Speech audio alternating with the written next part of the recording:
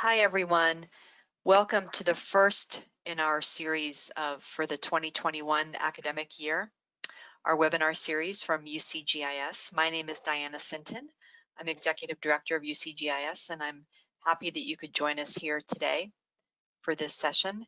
We'll get started in just a moment as people continue to log on right now. As a reminder, your microphones will remain muted throughout the session. You can type a question into the question spot if that's needed. And this session is being recorded, and we'll be able to share the link by tomorrow. You'll get an email that includes a link, and will also go up on the UCGIS webinar channel. So we'll wait one more minute as people continue to log on right now, and then we'll begin the session.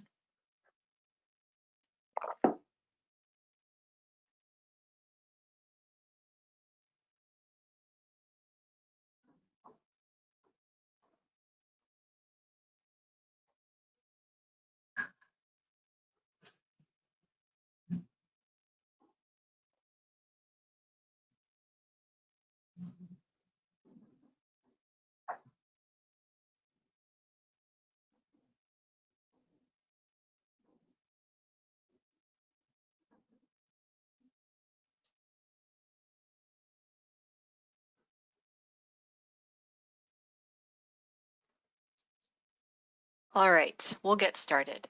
Again, welcome everyone. My name is Diana Sinton, the UCGIS Executive Director, and welcome to the first in our series for this coming academic year, the first in our webinar series, Map the Count, a university and state agency collaborative project.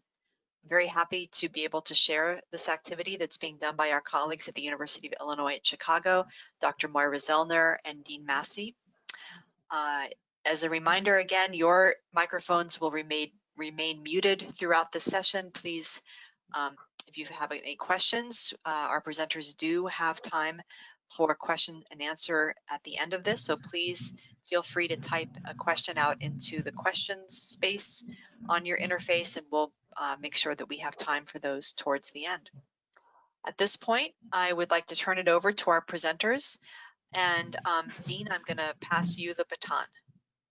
Okay. So while you're setting that up, I can start the conversation. Hello, everyone. I am Moira Zellner. I thank you for inviting us and be part of this presentation today. Dean and I are going to present this work, but we're not the only ones doing this work. In our team, also Jae-Young Shin, Anton Rojkov, and Ahura Zandia Tashwar have been instrumental in the work that we're going to be sharing with you today. But essentially, we're part of the Urban Data Visualization Lab at UIC, University of Illinois at Chicago. And I have been director of UDVL since 2016. Dean, I think that you might want to go to the next slide. Okay.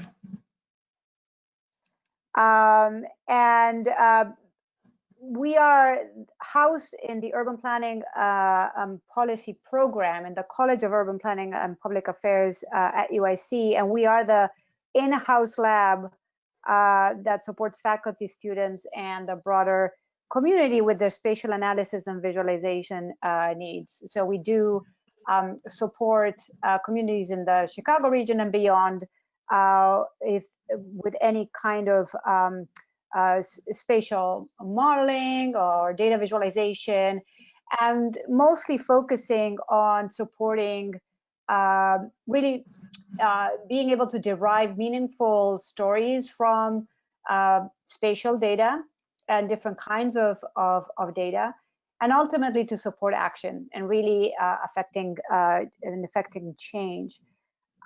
We do this by offering different kinds of classes, and we do have a graduate certificate in geospatial analysis and visualization. We also offer a GIS minor, but we also provide support, training support in the forms of workshops for organizations or for just other external partners who want to receive training. So we do that too. And we also collaborate on different kinds of projects across campus with other university units to support research and service, and actively engage with communities outside of UIC in different kinds of projects. So for example, we have supported our own campus on the development on a stormwater management plan, because we've provided some modeling and flooding modeling support to inform that planning.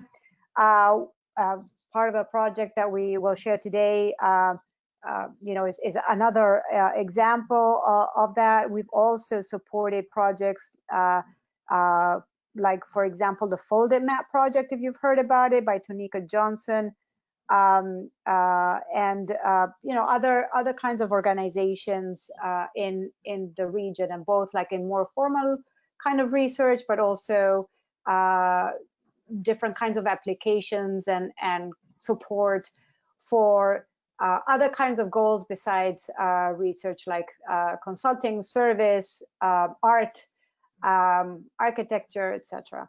So just kind of like very briefly trying to encompass all the work that we do, but definitely the signature of our work has to do with influencing action and working with, not just for, communities.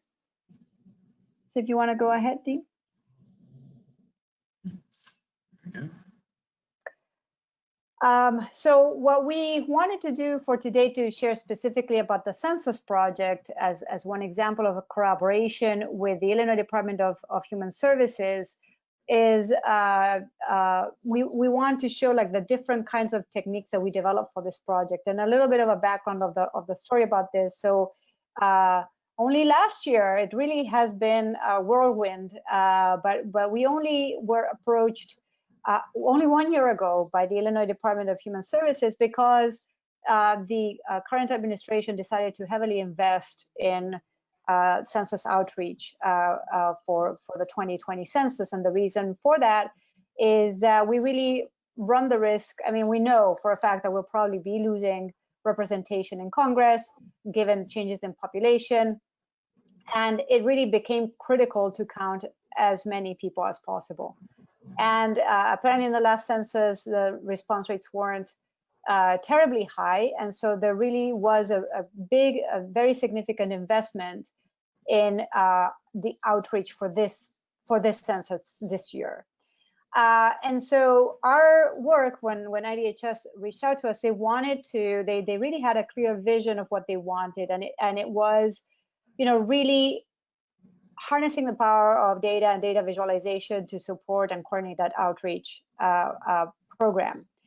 That said, again, it was only 1 year ago that we initiated the conversations. When we finally started the project itself, it was October.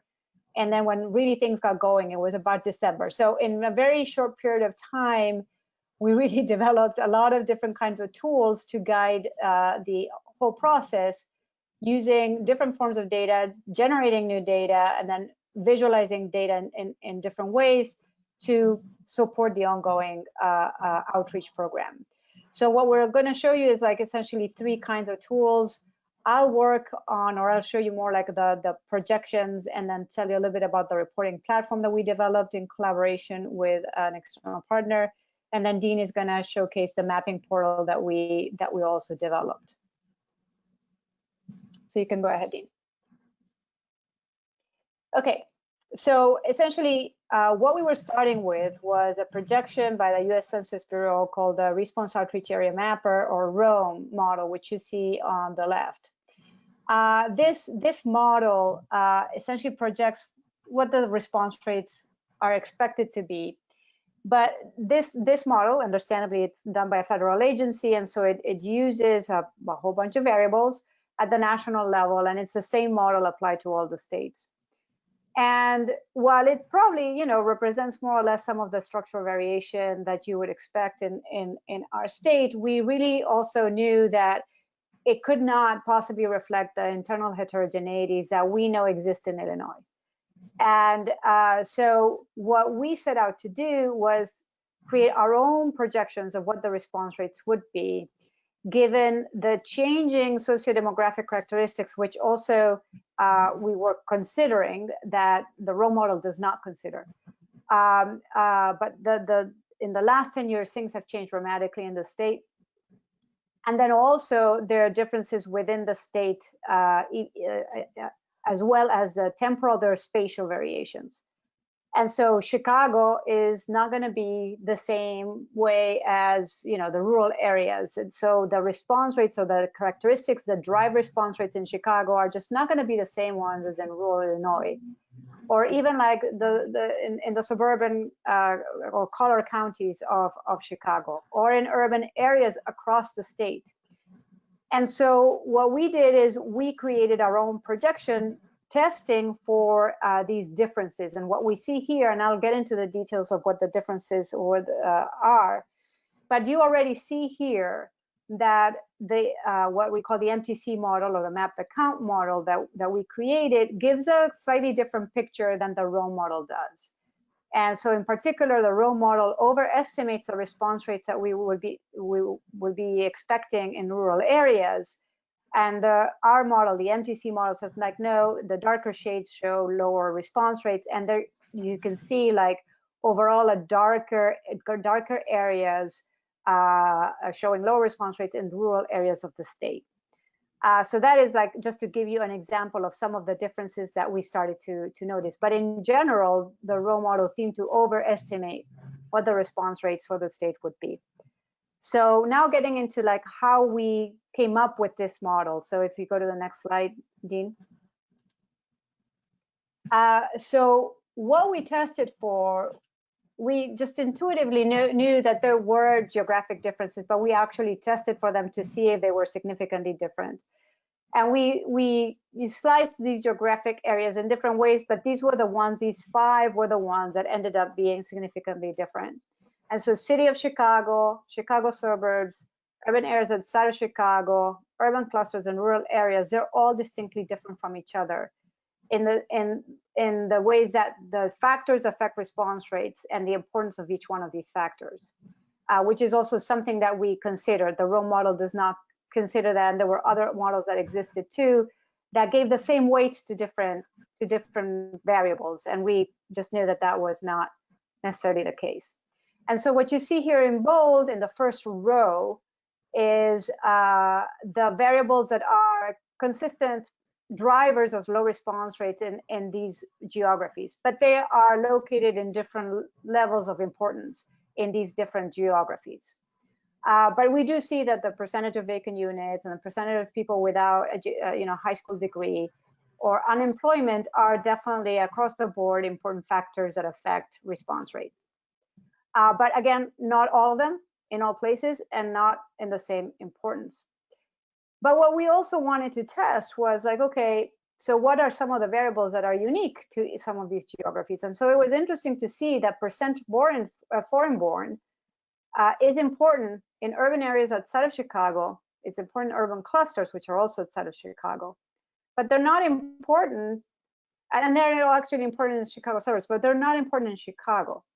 And what that could mean is that it's not that there aren't, foreign-born people living in Chicago, but there might be many more resources available to foreign-born people in Chicago than in these other places. And so that might actually, essentially not make that an issue in Chicago, but it is an issue in other places. So in terms of what it means for outreach, and these are things to be considered, like on how to design outreach strategies in these particular geographies based on these variables. So that's one example. The other thing that we wanted to do was just look at if there were any differences, not just across geographies, but also across sociodemographics, and especially looking at poverty, the percentage of, or a majority of African-American population, a majority Hispanic population. And we see also that there are differences here in terms of like when we have communities that have different socioeconomic composition, then the factors that drive low response rates are also different. And again, this has implications for the design of outreach activities.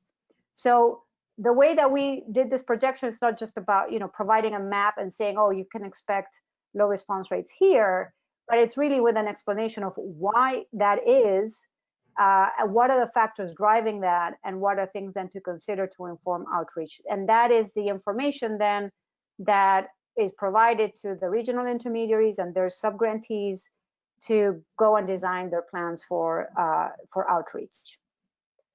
So next slide.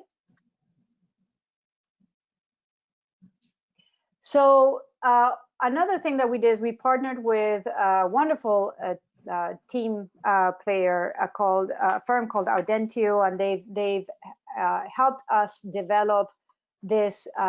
What you see here is a screenshot of this platform that we developed together, and with IDHS, and with the feedback of the regional intermediaries and the subgrantees on how to report, on how to effectively report their outreach activities, because it was really important for the state to be able to monitor the activity of this very complex organization of regional intermediaries and subgrantees to make sure that the funds, taxpayer funds, were well spent, but also to just really be able to coordinate all of this activity and then provide also information to taxpayers and to representatives of what is being done. And so we developed this platform that essentially allows organizations to set goals for themselves. So what you see on the right is like a set of goals, and here we have a particularly overachiever organization that has gone almost 6,000% above their goal for a particular type of outreach. But they can set for themselves what their outreach goals are and see where they are relative to those goals.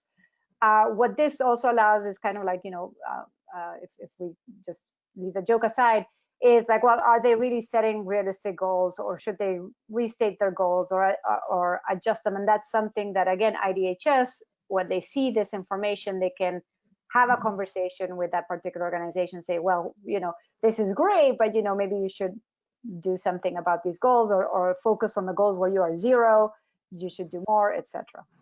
And so it allows for that kind of like close connection between what is happening and then how do they see what is happening. And so they also have here a dashboard that can graph these goals in a different way, and so that they can see week by week or day by day what's going on, and how much of the outreach is being done and which kind of outreach is being done. So you have like different classes there, like events, calls, social media, etc. Depending, and that's all set by the organization, whatever they are focusing on.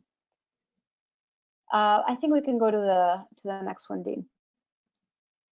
So these are other screenshots of the platform, and it was designed so that people who were like out in the streets and doing their work with their mobile devices, or if they're in their office and their desktops, whatever kind of interface they had or device they had, they could easily enter the data of their activity as they were doing it. And so they can then choose, like, these are the main activities that IDHS was interested in having reported. And so the ones on the left: direct engagement, community education, events and media, etc.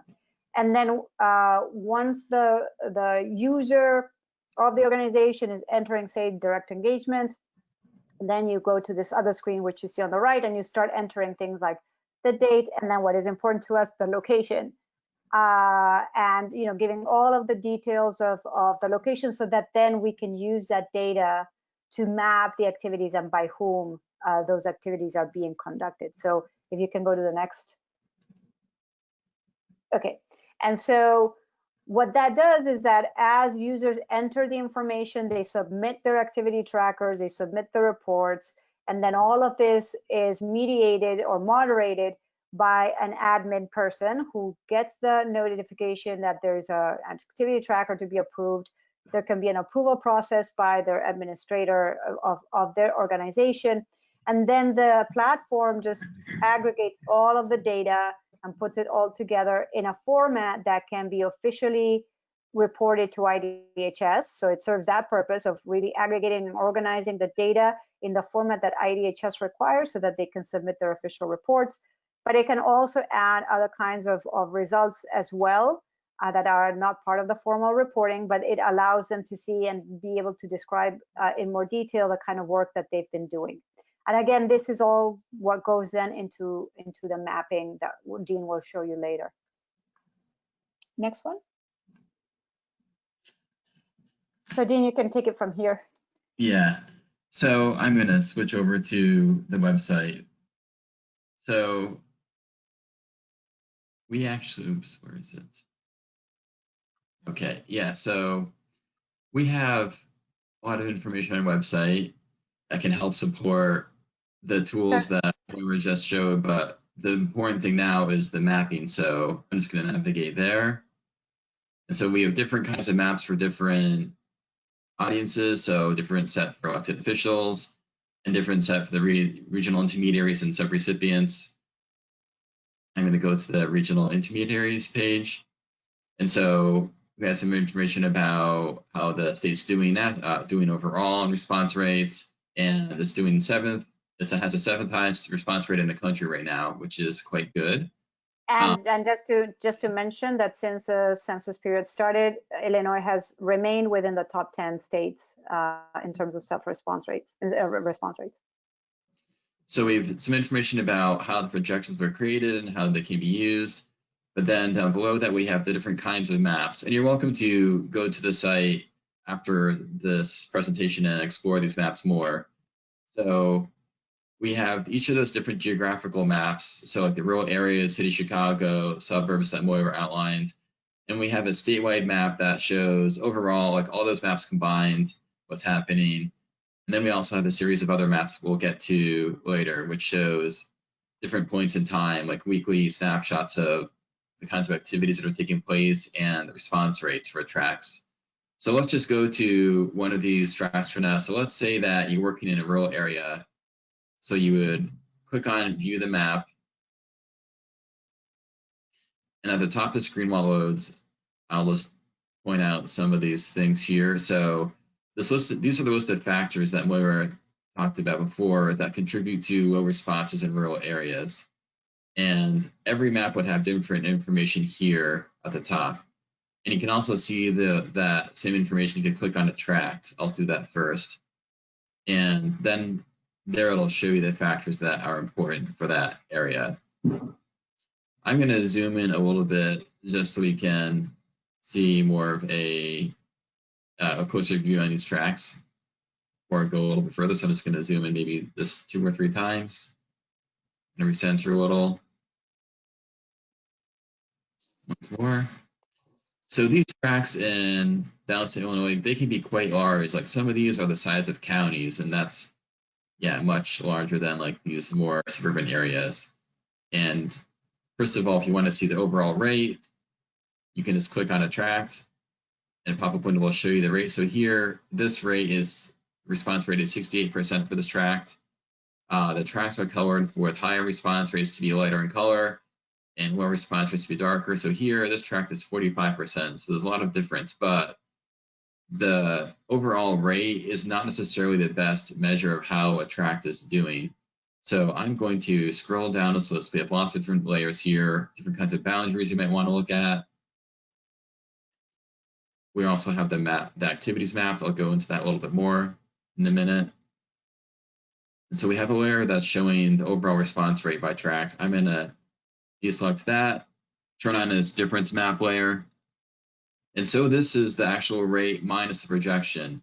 And so with this, it's the same overall concept behind the color scheme. So the lighter tracks are performing better and the darker tracks are performing worse. So like this tract over here, this one is almost 17 points behind where it's projected to be for this time, versus like, let's say over here, this tract is actually slightly ahead of where it was projected to be.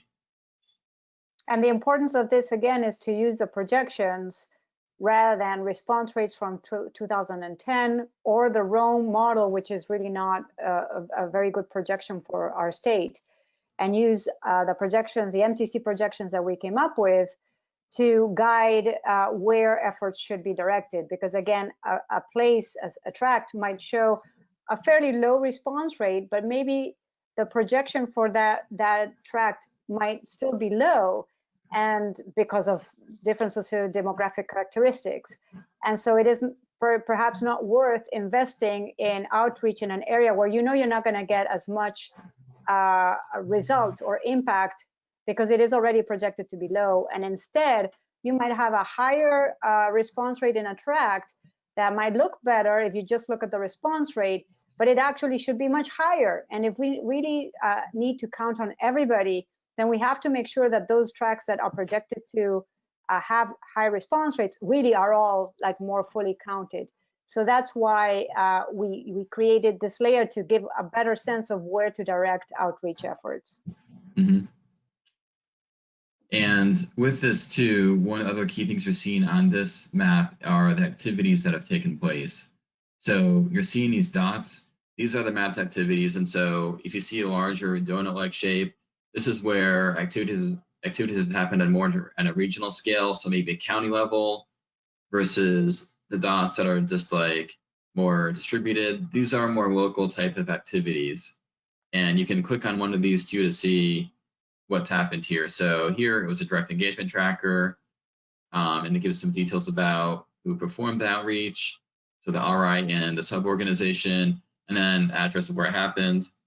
And for most of these, it will show then the reach for how many people were reached by it. So here, there was some kind of direct engagement activity that took place at a restaurant, and 25 people were reached there. And so it's the same for this other one. So if you click on maybe one of these, or these broader type ones. So this one, yes, it was reported for the whole county, Jersey County, and it reached 36 people. So this helps you keep track of where you're doing your outreach. And one other thing to point out too on this map before we switch to another one is, so I mentioned that this was a map for just the rural areas, and you'll see some of these like holes in a map with no data. So these appear on other maps. So like here, like the suburb of Alton, of St. Louis, and some of the other closer in suburbs of St. Louis, those would be on the other maps, such as like the, what's the scope? On other urban areas outside of Chicago. But those, one of the, right, but oh, well, do you want to go ahead and explain it? Let's actually look at the factors first before we switch to another map too. Yeah, okay. So on this map, so the thing you can do first, as we already did, is identify the areas that are underperforming. Like here, this area along Mississippi River has consistently been underperforming by large margins. And so we'll get back to that in a minute. But if you want to know why, like what factors in particular in those tracks are contributing to those to the low responses, you can turn off the difference map. And I'm just going to scroll down. Actually, let me just click on the tract again just to remember myself, or look up here. So yeah, just look at the list of factors. Factors again are high school diplomas, lack of diplomas, unemployment, vacancy of units, and mobile homes. So let me then scroll down, and I can see these layers right here. So high school graduation. So this area has a high number of people without high school diplomas versus look over here. So in these tracks, it's relatively high, but there might be other factors too. So let's just look at unemployment. These are actually probably older numbers for unemployment. So it's probably higher everywhere now, but still the trend is probably similar. Vacant units. So here we go. You really see these areas have a huge number of vacant units, 35%. And so this is probably the reason why it's so hard to outreach here and why people aren't responding in the same way. Let's just go to mobile homes too. That is relatively high in this area too, 15% in that county, in that tract. So knowing these can help you guide your outreach. So if you know that your area has maybe more vacant units, maybe going door to door and knocking, it will be less effective than doing other kinds of things or similar kinds of strategies. So in addition to the factors that contribute to the low response, you can also see other factors that can help you with outreach too, even if they don't necessarily correlate with low response. So like if you have tracts with high number of Hispanic people, maybe do outreach in Spanish. And so this is actually relatively low here. So basically you can get an idea of some of these other factors, like maybe concentrations of poverty. It's taking a minute to load. We have a lot of data loaded now. So there we go. So like this is, yeah, so let's just go to maybe another map first. And So, those layers are particularly important for specific organizations that are target certain sectors of the population. And so that's why right. these layers are also here, in addition to the fact that they definitely are important variables in driving low response rates. Mhm. You're right. We have, there are several hundred sub-organizations in the state, and they are doing, some of them are doing very targeted research. Like we have many that are geared towards mainly Asian American populations, or some groups like local NAACP chapters that maybe are targeting on African American populations and so on. And so this information helps them know where their people are. So I'm just going to go back and I'm going to navigate to just the city of Chicago map to show some diversity in the kinds of outreach and different RI. So that area, there was probably just one regional intermediary, but there's many that are doing outreach in these locations in the Chicago area and the suburbs. And you can see there's a lot of different outreach. And one thing I didn't point out before is that the trackers are color coded to the RI contract. And so here you can see this purplish blue color. So this is primarily the turf of this RI. This yellow area is another. Can you click on one to show the information? Oh, sure. Let me zoom in a little bit too. So let's click on this one. This one is habilitative systems versus the one up here. This is Rincon Family Services, but you can still see there's a lot of overlap between them. And that's because there's some RIs that act at more of like an at-large capacity where they are targeting more specific kinds of populations regardless of where they live, versus in Chicago where you have some RIs that are only concentrated in certain community areas. And so here, let's just go to the rejection layer briefly. I'm going to turn off the response rate, use a difference layer. And so they are similar. Let's just click on a tract. And so we can see here, this tract is 15 points behind where it's projected to be for this time versus maybe let's look up here. This tract is actually slightly ahead of where it's projected to be for this time. So there's a lot of variation, even with one city, and even within some of these smaller suburbs too. We're not showing this map. There's an incredible amount of variation. So it really makes sense to look at the tract level versus like a whole city level or other things like that. Dean, we might want to go ahead and show the weekly because it's 3:30 and I want to make sure that we have time for questions. Okay. So I already have this weekly map loaded, but I'll just go ahead and show you where it is. So it's at the bottom of this page, statewide response map, response rates and activities map. I have it in a new tab though. Oops, looks like it needs to maybe reload. We'll see. Okay. Yeah, I think I just need to refresh the page actually, or I guess it's loading. So let's go down to the area I was looking at first, near St. Louis. And so what this map is showing is weekly response rates and also just the activities that happened within the past week versus other map where it's all the activities that ever happened. And here though, for day 0, the first tab, it's showing everything that happened up until the start of the self-response period, which was March 20th. And so you're going to see a lot more activity on this particular map because this is everything that happened early. And so back down to this area that was underperforming significantly along the river, there isn't too much activity happening early on versus over here where the rates were much lower later. There is a lot of early activity happening there, and the activity you're seeing here is more county level activity versus here where it's more localized. So I'm just going to click through some of these weeks and you'll start seeing the response rates coming down, or sorry, going up. The tracks line in color, and also the locations of the outreach change.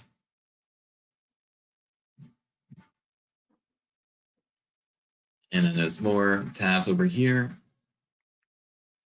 So we essentially use Storymap, and I think Anton is among our attendees today. He's the one who developed these particular maps.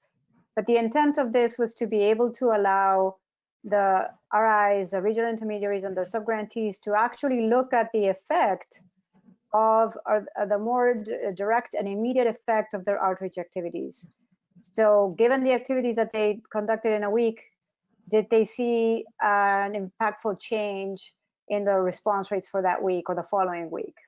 And so this allows them to try to assess as they go what they should do and where they should focus their efforts, and if they're trying is what they're trying is working, or if they should change strategies. And it was really through these tools that we found some interesting patterns. And so, Dean, you might want to show maybe one or two of those patterns to illustrate, especially the local versus county level. I'm going to, so there's a button here, well, we can change it to the cumulative view of the activity. So I'm going to zoom back into this area by the river. And so one of these things we noticed was this area here, as I mentioned, is persistently underperforming. I'll wait for the screen to catch up. Versus over here, it's a similar kind of rural area, but you can see there's a lot more outreach that's happened here, and it's been like pretty scattered and distributed throughout the whole area. Versus over here, it's more of this county level outreach. And so, like over here, it seems to us like this localized outreach is more effective. And even like this county too, it's like a little in between, but there isn't much the localized outreach. And you can see a pattern where this RI in green, their response rates are much higher than, or much lower than where they should be, versus like this other RIs doing more localized outreach. And it's, again, it's another rural area. So there's a lot of challenges, but they seem to be doing better when they do the work. Even the same RI here, they're doing more localized outreach in this portion of their turf, and response rate seems to be doing better than over here. So there's a lot going on in these areas, but this can still give them an idea of what's working, what's not working, where they need to focus. And so with this too, if you switch between, let's just go back a little bit. Let's say on day 28, you knew you were going to do some outreach here, and then you can come the next week and see how the response rates have changed. And so you can assess how it's working.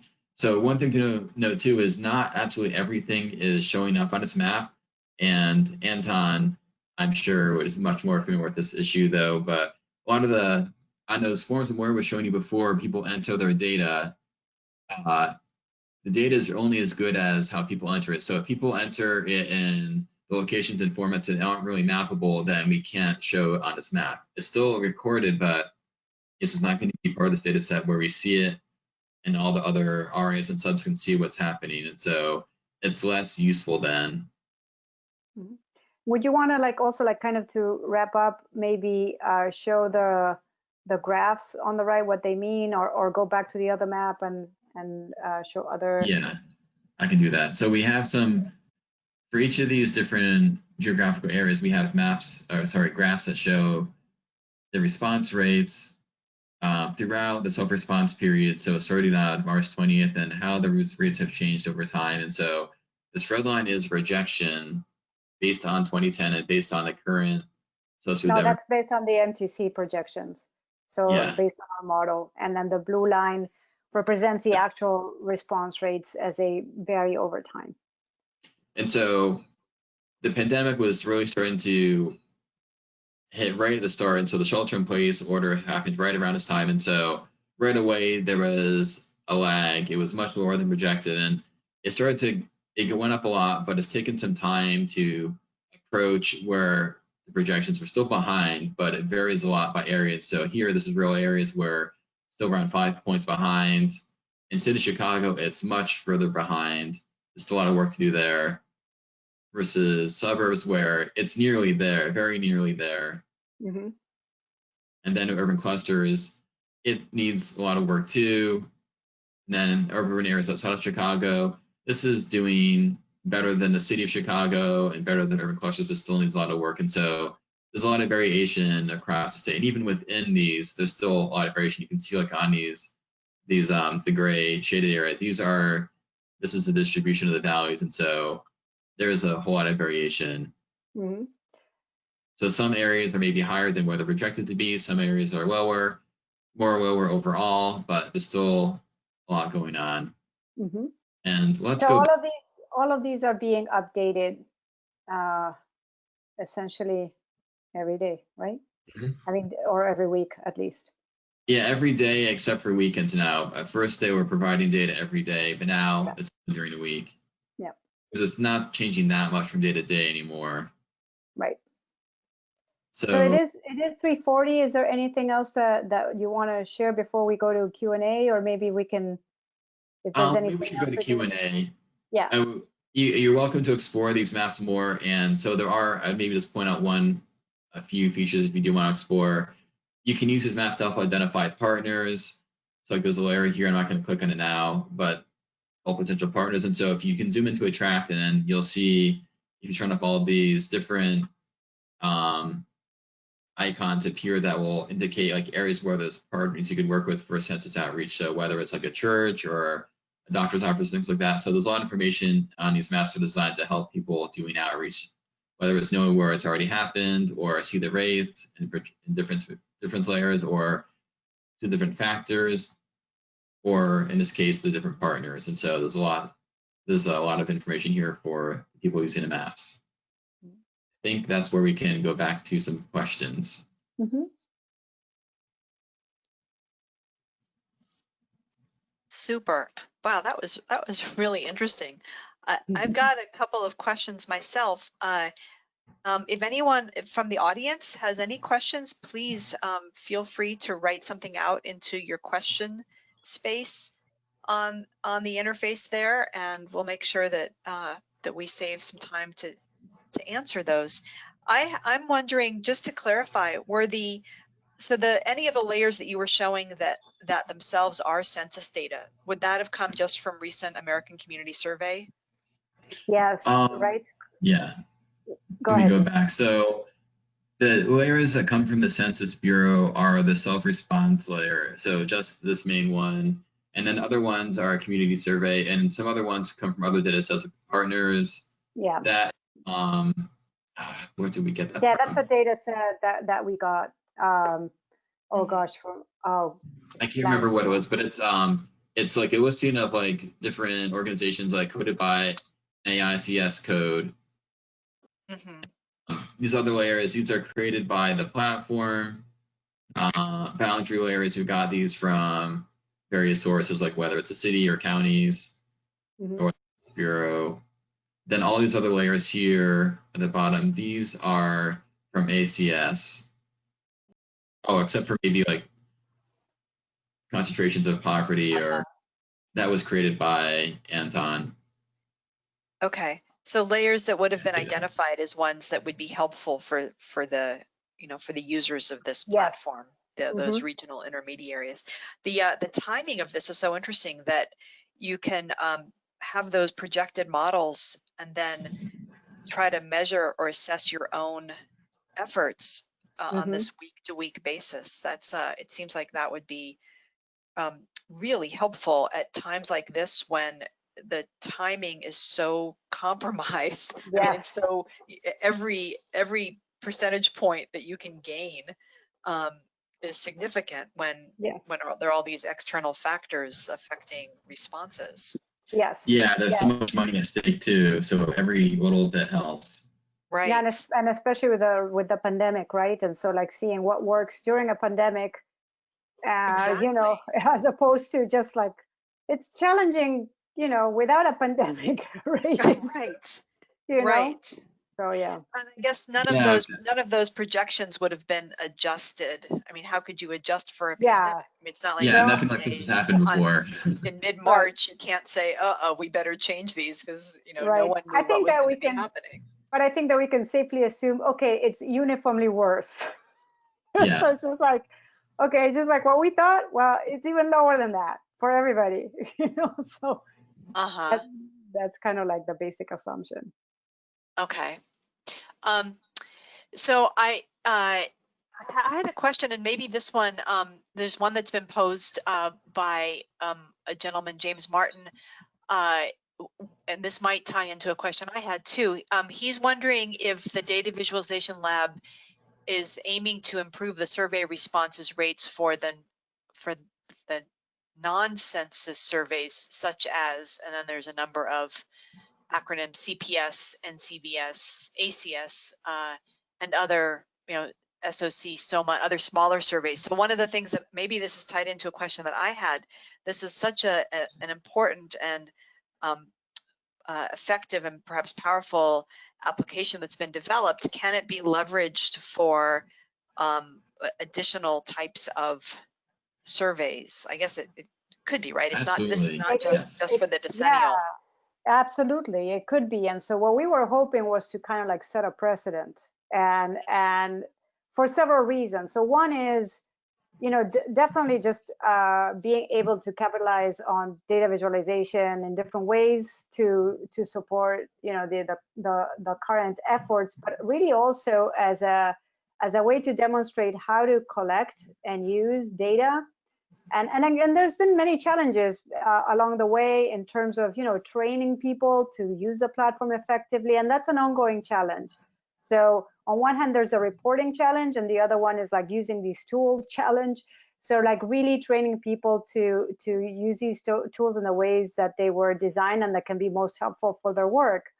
And really set that as an experience that could be replicated and expanded on as per, of course, new technologies are going to come up, and so it makes sense to continue building and evolving, right? But but having that opportunity and as a starting point to then do more things and other things, and especially because one of the things that we came up with, like there were questions about, well, what is good outreach? What works? And there aren't many empirical studies out there that can really give an answer to that. And this is a first effort to actually collect the data to address that question.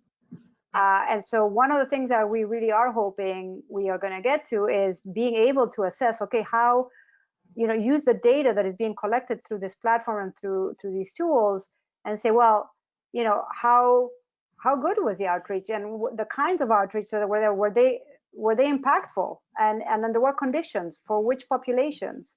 And so be able to start addressing those questions as well. So that's why we thought, all of this was important and something to continue building on for sure. How do commitments like that, how does the UDVL make decisions about what things that they might be able to support in the longer term or contribute to? I mean, in a nutshell, it's funding, right? I mean, it depends on how much the state can invest in this, and it made a significant investment. Now, of course, the pandemic has really affected everything, and so in terms of continuing building this out, it got limited and constrained a little bit in terms of what more things we were hoping we could do. But we're still, stretching it as much as possible to really get as much rich information and guidance for the future out of this effort, which has been significant. And we think it is paying off for Illinois. I mean, if we look at the fact that it's consistently remained among the top 10 states in response rates, and in great part because of the investment. Right. You described at the beginning about how the mission and the activities of the UDVL are very connected, and obviously with community activities. How do students at the university, how are they able to get experience working with projects like these? So like with projects like this one, and even like we get all sorts of projects, small, large. This is one of the large ones, but like even with smaller projects, there are things that pop up as opportunities. And what I do is like, when I get consulted on, see if we can do a certain project, my response is always like, let's talk, and see what we can do. And because we train so many people with our classes and our certificate classes, especially, we always have students who are skilled, who have the abilities to be engaged in these kinds of projects. And so we bring them in, and they're part of, like, whether it's a small project or a large project, they become part of some of these initiatives. So Anton, for example, he's one of our PhD students. Dean was a student a long time ago, but he's like well past that. But that's how he got involved and got this longer term career out of that. So that's how we do it, like just by building the connections and building the opportunities and making sure that students are part of those opportunities. Mm-hmm. And then they would be having the opportunities both to learn some technical skills along with the social science, Absolutely, urban planning side of things. Absolutely. And then in the context of a project, just understanding what it means to work with specific partners and specific communities, and just learning how to, it's not just about the tools, right? It's about the social context of where the tools are used or how they're used. And so that's also a critical part of things that is learned through just participating in projects. So I'm all part of that, like just kind of like making sure that is well understood, and that's I'm overseeing all of these different projects that go on. Okay. Great. It seems like I know that your lab has is really doing some high profile things for opportunities for students like this. We've got just a couple more minutes. Yeah. So anyone else, if you've got a question, please feel free to type it out into the chat on the question space. We have one other one that's come in. It wonders, let's see if I can paraphrase some of this. Someone's asking about specifically around the Chicago area, in places that typically would have been places that would be difficult to reach without the in-person reporting. Do you see, have there been have efforts like this helped improve in the Chicago specific reporting? It's been challenging. It's been really, really challenging because of the pandemic, because you can't really reach out. Right. But also, I mean, there's been a lot of, fear.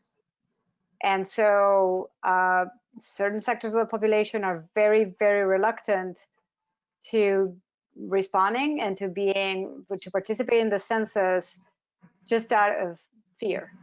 And so, without getting into like too many details, but that's been like a really challenging aspect of this census in addition to the pandemic.